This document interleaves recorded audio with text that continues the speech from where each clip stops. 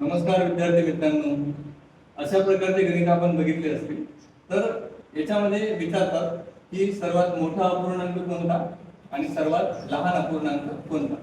तर बघा, आपण एक ट्रिक बघणार आहोत, त्यामध्ये आपल्याला लगेच समजेल की सगळ्यात मोठा कोणता अपूर्णांक आहे आणि सर्वात लहान कोणता अपूर्णांक आहे. तर अपूर्णांक बघितल्यावर आपल्या काय लक्षात येते बघा, आपण अपूर्णांकाचे दोन प्रकार बघितले.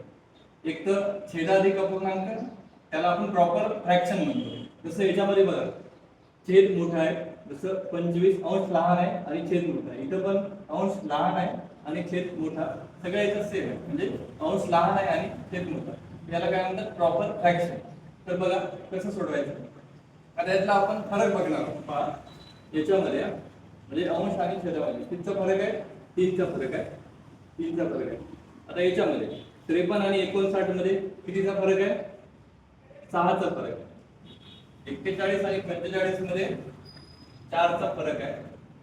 93 आणि 105 मध्ये 12चा फरक आहे. लक्ष द्या. आता आपल्याला काय करायचं आहे, यातला जो फरक आहे, फरक तो सगळ्यातला फरक सारखा करायचा आहे.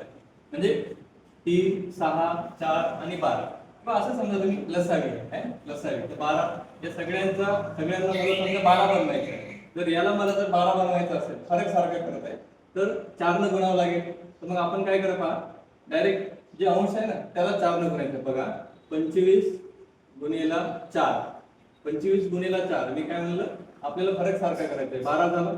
आता इथं हा कितीची कमी आहे, sin 2 12, म्हणजे याला पण 12 बनवायचं आपल्याला, तर 2 न गुणायचं. पहा, 53 गुणिला 2 बरं, अंशालाच गुणत आहे मी. आणि 41 लिहिलं तुम्ही. आता काय करायचंय, 4 आहे, त्याला 12 बनवायचं आहे ना आपल्या फरकाला, तर 4 त्रिक 12 म्हणजे 3 न गुणावं लागेल, 3 न गुणावं लागेल. आता इथं ऑलरेडी 12 आहे, तर गुणायची गरज आहे का, नाही. तर मग आपण काय करू, हे 93 जशाला तसे ठेवू. आता बघा, जेव्हा आपण गुणाकार केला, 25 चौक काय आलं, 100. 53 गुणिला 2 किती येतात, 106. आणि 41 गुणिला 3, 4 त्रिक 12 आणि 120 आणि 3 समजा 123 आणि हे 93. तर आता बघा, याच्यात सगळ्यात मोठी संख्या कोणती आहे, ही मोठी संख्या आहे.